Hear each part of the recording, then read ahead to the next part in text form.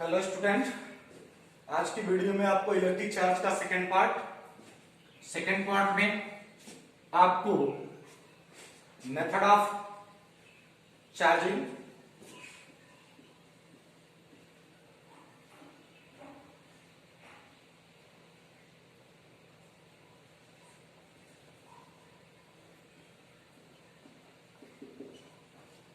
Method of charging यानी आवेशन की विधियां तीन होती हैं। पहला चार्जिंग बाय फ्रिक्शन,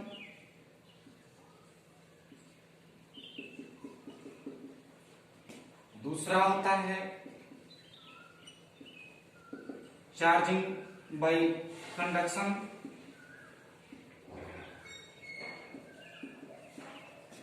तीसरा होता है चार्जिंग बाय इंडक्शन। तो बच्चों, चार्जिंग बाय फ्रिक्शन में आप पीछे पढ़े हैं कि जब कांच की छड़ को रेशम से रगड़ा जाता है तो कांच की छड़ क्या हो जाती है, आवेशित क्या करने पर, रगड़ने पर। या जब एक प्लास्टिक को दूसरी प्लास्टिक से रगड़ा जाए, या आप सर के बालों से या फर से जब रगड़ा जाता है तो वह क्या हो जाती है, आवेशित हो जाती है। या जब दो बादल देखिए आपस में टकराते हैं तो टकराने पर क्या होता है, घर्षण होता है, और घर्षण के बाद में वहां पे क्या आवेश, उस आवेश के कारण वहां पे मैक्सिमम एनर्जी उत्पन्न होती है, जिसकी एक हमको क्या दिखाई देती है, चमक दिखाई देती है। तो बच्चों, ये हो गया चार्जिंग बाय फ्रिक्शन। या जब हम किसी देखिए कपड़े को शरीर से उतारते हैं, जब तो उतारते समय वहां पे चुनचुनाहट या जो है चिंगारी हल्की सी दिखाई देती है। या एक कपड़े को तेजी से ऐसे खोलिए, या चद्दर को देखिए तेजी से खोलिए, ऐसे फोल्ड है अगर, और उसको ओपन करिए तो वहां पे चिंगारियां दिखाई देती है। तो क्या होता है, फ्रिक्शन के जरिए वहां पे आवेश के कारण एनर्जी उत्पन्न होती है, जो चिंगारी के रूप में मिलती है। अगला है चार्जिंग बाय कंडक्शन, यानी जब एक आवेशित चालक को, किसको, आवेशित चालक को किसी अनावेशित चालक के संपर्क में जब हम लाते हैं, मतलब किसी वायर के जरिए जोड़ देते हैं, तो जोड़ने पर आवेश का ट्रांसफर, यानी आपकी अनावेशित चालक जो है वह भी क्या हो जाता है, चालक, यानी वो आवेशित हो जाता है। नेक्स्ट चार्जिंग बाय जो आपका इंडक्शन है, यानी जब एक आवेशित चालक एक अनावेशित चालक के बिना संपर्क में आए ही वो आवेशित हो जाए, तो उसे हम चार्जिंग बाय इंडक्शन कहते हैं। मतलब बिना संपर्क के ही अगला अनावेशित चालक क्या हो जाए, आवेशित चालक के कारण वो भी आवेशित हो जाए, तो उसे हम क्या कहते हैं, चार्जिंग बाय इंडक्शन कहते हैं। अब इसके बाद में इंपॉर्टेंट पॉइंट मिलता है हम लोगों का, force between two point charge या कूलाम का नियम। उसे देखते हैं, बहुत इंपॉर्टेंट पॉइंट है।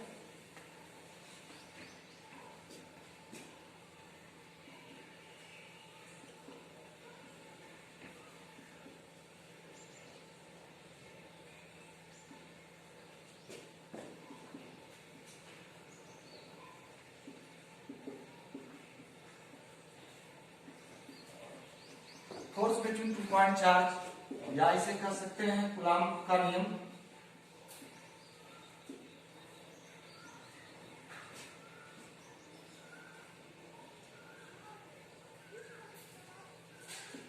Coulombs law.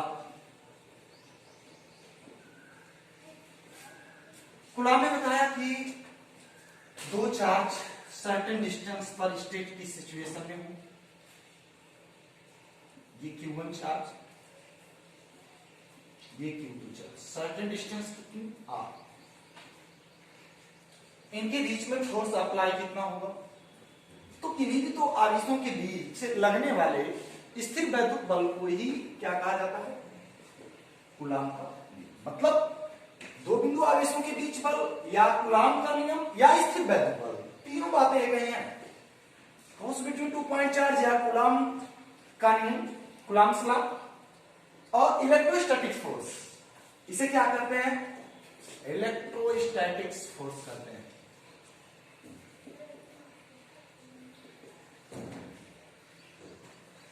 इलेक्ट्रोस्टैटिक्स फोर्स, यानी ये तीनों चीजें देखनी, कौन कौन सी,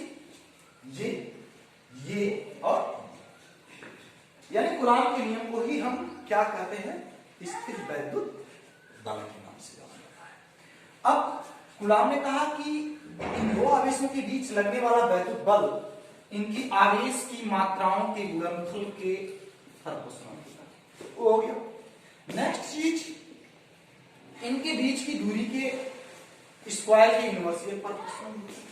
तो प्रोपोर्शनल क्या हो गया, Q1 Q2 by R to the power 2। जब भी कोई प्रोपोर्शनल हटता है तो एक कांस्टेंट आता है, तो यहां पे कांस्टेंट आ गया K, Q1 Q2 by R square. अब ध्यान देने की बात है यहां पे कि जो K को कूलाम कांस्टेंट करते हैं, यानी कूलाम नियतांक, यानी K क्या है, कूलाम नियतांक है, लेकिन K की मैग्नीट्यूड वैल्यू कितनी होती है,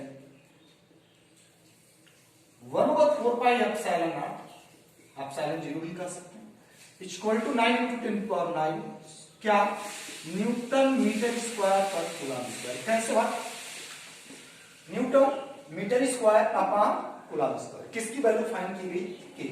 तो यहां पे क्या और रिप्रेजेंट हो सकता है, K equal to 1/4πε0 Q1 Q2 by R2। Epsilon naught क्या है, permittivity of free space. Epsilon naught क्या है, एप्सिलॉन नॉट निर्वात की विद्युतशीलता है। किसकी है, निर्वात की विद्युतशीलता, निर्वात की विद्युत, निर्वात की क्या है, विद्युतशीलता। एप्सिलॉन नॉट की वैल्यू कितनी होती, 8.85 इंटू इतनी, क्या, coulomb square newton metre square. किसकी वैल्यू होती है, एप्सिलॉन नॉट की। अब इफेक्ट ऑफ मीडियम, अगर इन दोनों आवेशों के बीच में कोई अन्य माध्यम आ जाए,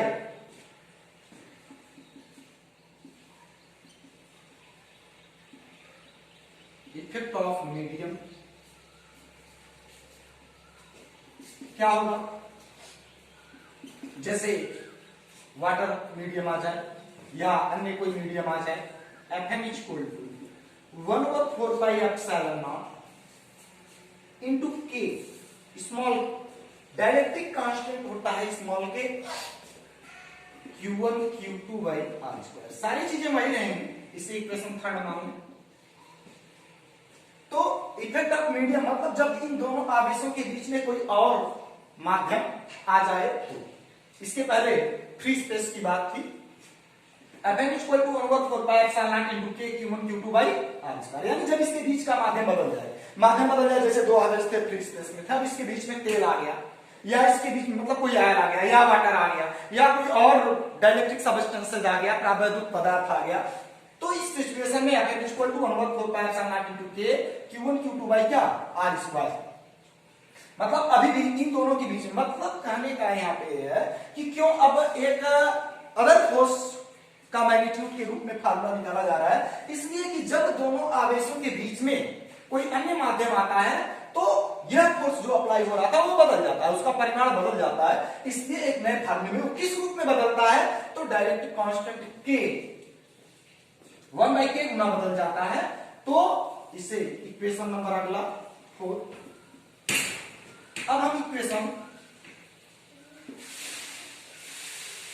3 डिवाइड 4 कर दें, तो F/Fn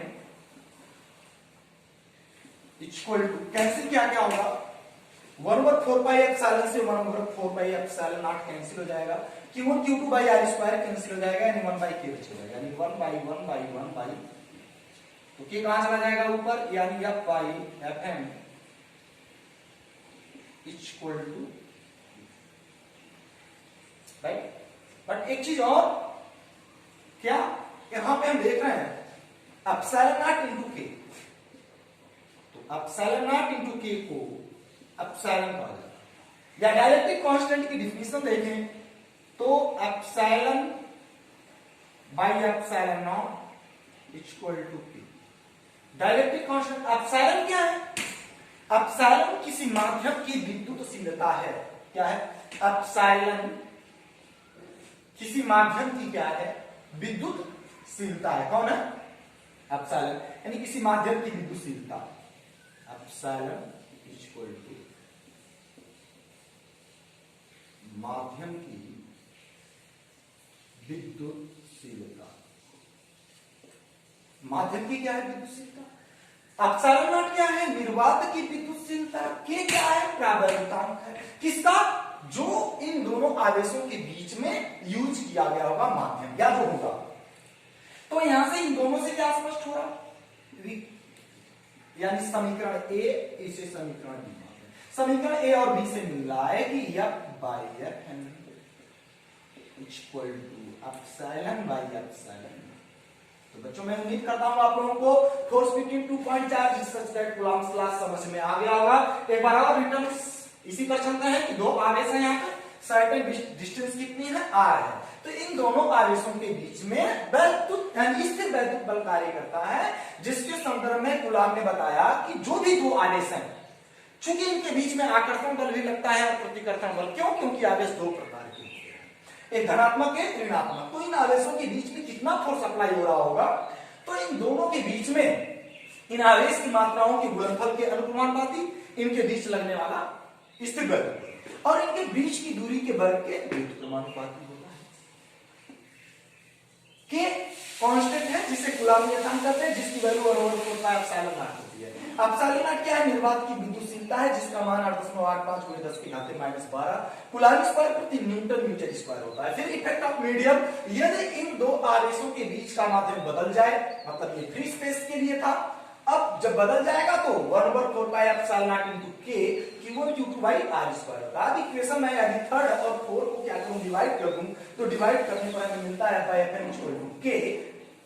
चूंकि यहाँ पे एप्सिलॉन नॉट इनटू के को कहते हैं एप्सिलॉन, इसलिए एप्सिलॉन बाय एप्सिलॉन यानी किसी माध्यम की विद्युतशीलता और निर्वात की विद्युतशीलता का अनुपात क्या होता है? उस माध्यम का प्रावैधानिक कहलाता है। समीकरण ए और समीकरण बी यानी इक्वेशन ए इक्वेशन बी से अगर हम कंपैरिजन करें तो F/N equal to epsilon by epsilon naught मिलता है। तो इसे नोट कर लें। फिर इसके बाद में हम चलते हैं Coulomb's law in vector form. Coulomb के नियम का सदिश स्वरूप क्या है? फिर आगे की ओर न्यूमेरिकल्स। कूलम्ब्स लॉ कंप्लीट होने पर आपको यूपी बोर्ड से संबंधित न्यूमेरिकल्स, आपके कंपटीशन लेवल के फार्मूले, किस तरह से चार्ज ट्रांसफर होगा बॉडी टू बॉडी, और कूलम्ब्स लॉ पर जो इंपॉर्टेंट न्यूमेरिकल्स बनते हैं अगली वीडियो में आपको मिलेंगे।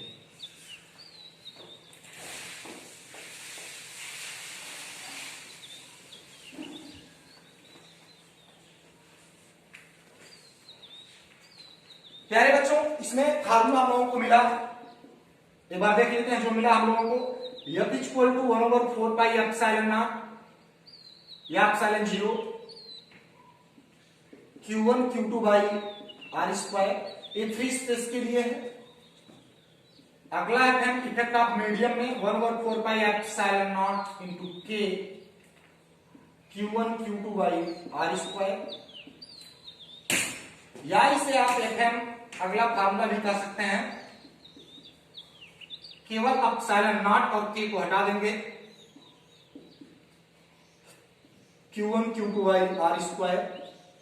अभी भी बात वही है, एक मिला F/FM इक्वल टू k या epsilon by epsilon 0 equal to k, या आपको मिला F/FM equal to epsilon by epsilon. इन फार्मूलों पर आप विशेष ध्यान देंगे। अब चलते हैं कूलम्ब के नियम का सदिश स्वरूप पर।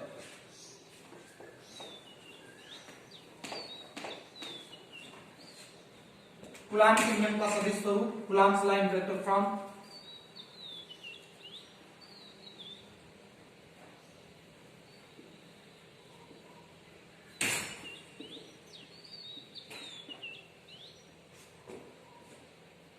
Vector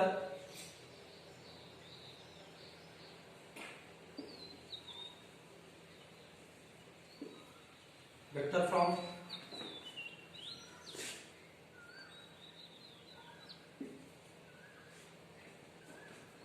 Coulomb's line vector from क्या होगा? कूलम्ब्स लाइन वेक्टर फ्रॉम यानी कूलम्ब के नियम का सदिश स्वरूप क्या है? जैसे वन चार्ज Q1, दो पॉजिटिव मैंने चार्ज ले लिया, कैसे आवेश है? धनात्मक आवेश है। धनात्मक आवेश है तो ये एक दूसरे को पसंद नहीं करेंगे। कहते हैं कि जब आप लाइक चार्ज है, सेम चार्ज है, तो ये चार्ज इसे नहीं पसंद करता है, इसे नहीं, धक्का देता है, ये इसको उधर, ये इसको इधर। तो इस पर फोर्स कितना अप्लाई होगा इधर की ओर? वेक्टर या 1 2, मतलब Q1 आवेश पर Q2 के कारण जो फोर्स अप्लाई होगा वो आपका F12 इधर फोर्स अप्लाई होगा। इस Q2 आवेश पर जो फोर्स अप्लाई होगा F21, ध्यान दीजिएगा, दूसरे आवेश पर पहले के कारण यानी Q2 पर Q1 के कारण फोर्स F21 और Q2 के कारण Q1 पर फोर्स F12। डिस्टेंस कितनी होगी? यानी अब बात करते हैं दूसरे F21 यानी Q1 से Q2, तो वेक्टर R12 और इस साइड की डिस्टेंस की बात करेंगे Q2 से Q1 की ओर, तो होगा वेक्टर R21, राइट। अब से रिपल कर रहा है, अब फॉर्मूले की ओर चलते हैं। अभी जो पीछे हम लोगों ने डिराइव किया फोर्स बिटवीन 2 पॉइंट चार्ज, यानी वेक्टर F12 यानी Q2 के कारण Q1 पर फोर्स, यानी Q2 और force apply Q1 equal to 1/4 pi epsilon naught Q1 Q2 y क्या R स्क्वायर डिस्टेंस और unit vector R12 sorry R21 और यहां पे vector F21 1/4 pi epsilon not. ये Q1 के कारण Q2 पर जो फोर्स अप्लाई हो रहा है, इसकी डिस्टेंस कितनी है? 1 2, यदि by R square Q1 Q2 by R square unit vector 1 2। चूंकि आप देखिए कि वेक्टर R21 और R12 की डायरेक्शन क्या है? एक दूसरे के विपरीत है, तो हम इसे लिख सकते हैं vector R12 equal to minus vector R21। तो यहां पे इसलिए हो जाएगा vector F12 equal to minus vector same magnitude F21। इसे बच्चों क्या कहते हैं? कूलॉम के नियम का सदिश स्वरूप। बात समझ में आई? या आप यहां पे ये भी चीज रिप्रेजेंट कर सकते हैं कि जैसे 2 1 डिस्टेंस के रूप में वेक्टर R21 स्क्वायर, यहां पे भी रिप्रेजेंट हो सकता है वेक्टर R12 स्क्वायर, मैग्नीट्यूड के रूप में R ले लिया गया। तो यहां पे ये बातें, यानी इससे स्पष्ट होता है कि ये कूलॉम के नियम का सदिश स्वरूप न्यूटन के तृतीय नियम की भी क्या करता है? व्याख्या करता है, राइट। समझ में आ गई होगी बात आपको? आगे की ओर चलते हैं। बहुत इंपॉर्टेंट है कूलॉम के नियम का सदिश स्वरूप। इस Q1 चार्ज पर कभी भी कोई भी अकेले आवेश बिना किसी इलेक्ट्रिक फील्ड के, अगला टॉपिक इसके बाद में हम लोग यही पढ़ेंगे कि इलेक्ट्रिक फील्ड, लेकिन अभी कूलॉम्स प्रिंसिपल ऑफ सुपरपोजिशन है, उसके बाद में इलेक्ट्रिक फील्ड पर चलेंगे। बशर्ते बीच में अभी कुछ न्यूमेरिकल्स हैं कूलॉम्स पर आधारित। तो Q1 और जो Q2 आवेश है ये एक दूसरे को पसंद नहीं करते क्योंकि दोनों ही पॉजिटिव चार्ज है। तो रिपल करते हैं, तो रिपल कर रहे हैं, अगर प्रतिकर्षित कर रहे हैं तो Q2 कितना फोर्स इस पर अप्लाई करता है? है। F12 मतलब पहले आवेश पर दूसरा आवेश क्या कर रहा है, फोर्स अप्लाई कर रहा है। इधर F21 का मतलब कि दूसरे आवेश पर कौन फोर्स अप्लाई कर रहा है, Q1। मतलब कोई भी एक अकेले आवेश अपने ऊपर खुद फोर्स का अनुभव नहीं करता, कब तक कि जब तक उसके एरिया में कोई अन्य आवेश ना आ जाए। तो बाबू यहाँ पे F12 equal to minus F21 आपको मिला, और ये फार्मूला वही पीछे से कूलाम के नियम का है कि Q1 Q2 by R square 1/4 का एप्सिलॉन। कहेंगे यूनिट वेक्टर की वैल्यू कितनी होती है, बस यहाँ पे डायरेक्शन चेंज हो रही है, दोनों मूव कर रहे हैं अपोजिट डायरेक्शन में, इसलिए यहाँ पे ऐसा किया गया। और वेक्टर में पढ़े होंगे आप कि अगर अपोजिट वेक्टर ए मैग्नीट्यूड है और डायरेक्शन इधर वेक्टर बी, तो इसे आप not equal to vector A not equal to vector B लिख सकते हैं, बट इसे ऐसे भी लिखा जा सकता है vector A equal to minus vector B. इस फॉर्म में आप इसे लिख सकते हैं, बट ऐसे नहीं लिख सकते।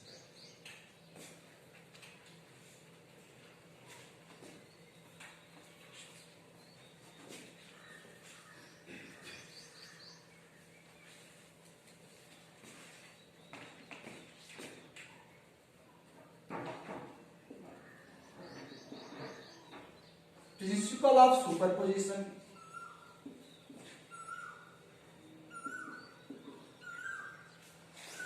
प्रिंसिपल ऑफ सुपरपोजिशन क्या है,